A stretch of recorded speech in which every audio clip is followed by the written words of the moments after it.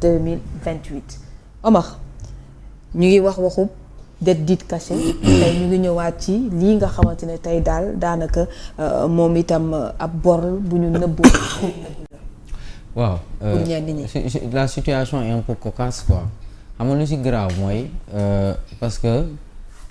état dafa mel ni maanaam ñoom lu ñu doon jiiñ état Macky Sall tey ñoom ils sont aujourd'hui dans la même situation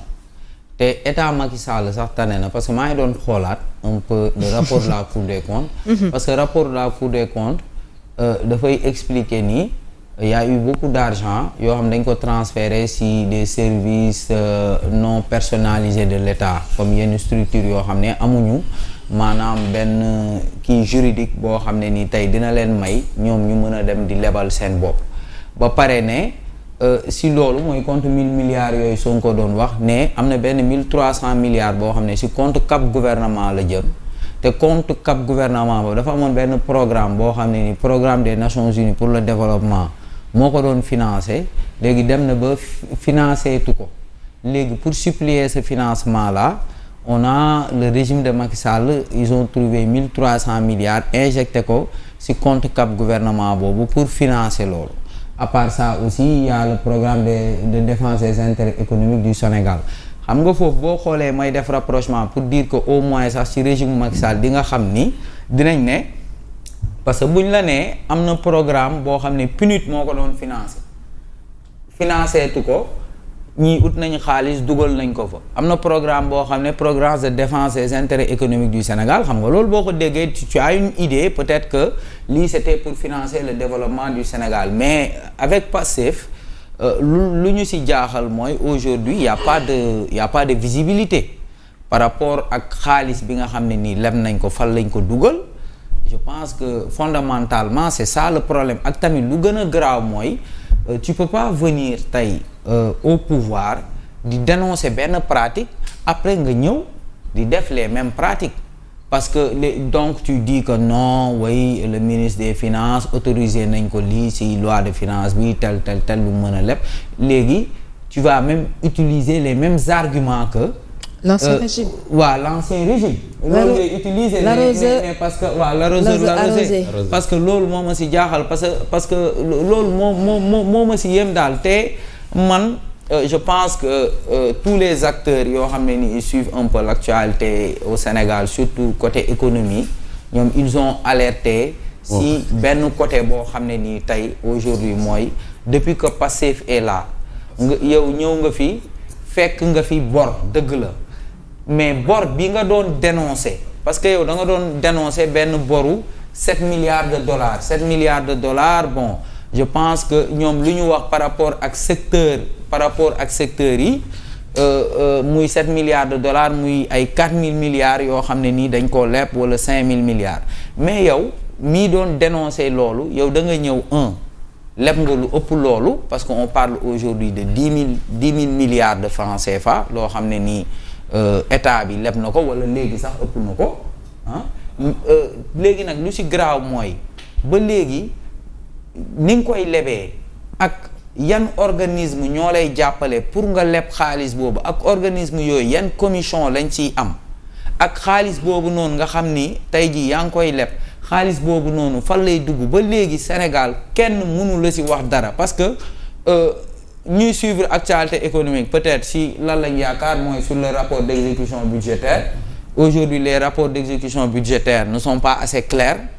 c'est pas détaillé pour nga mën a wax effectivement xaalis bi fii la dugg xaalis dañu lay naan présidence daal consommé na lii primature consommé la nii structure bi consommé la nii buñ jugee ci loolu yàgg nañ ko fi wax mooy le bulletin statistique de la dette boo xam ne nii au moins chaque 3 mois waroon nga di ko def pour def le point par rapport ak xaalis bi ngay leb ba léegi kenn gisu ko ba l'autre chose aussi on parle aussi de la loi de règlement jàpp naa ni tamit tey on est en 2026 la loi de règlement bu 2024 loolu tamit xanaa waa Cour des comptes ñoom war nañ cee indi bu état bi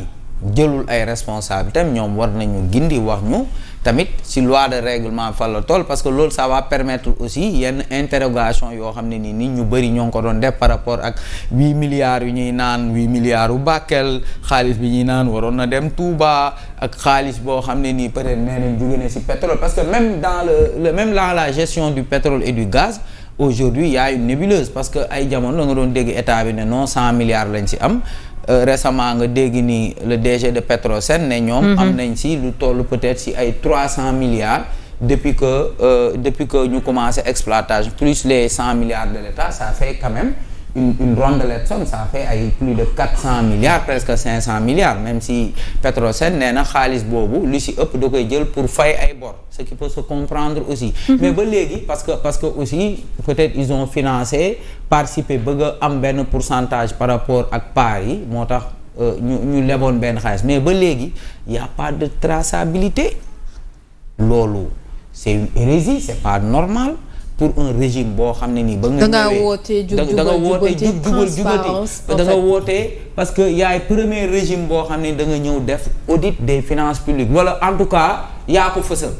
parce que audit des finances publiques boo xoolee yàgg na am peut-être nguur bu ñëw di nga auditer les finances publiques mais boo auditer les finances publiques peut-être que bon certaines informations da nga naan yii peut-être bu ma ko divulguer après ça va faire fuir aussi les investisseurs léegi Pastef ils ne l'ont pas fait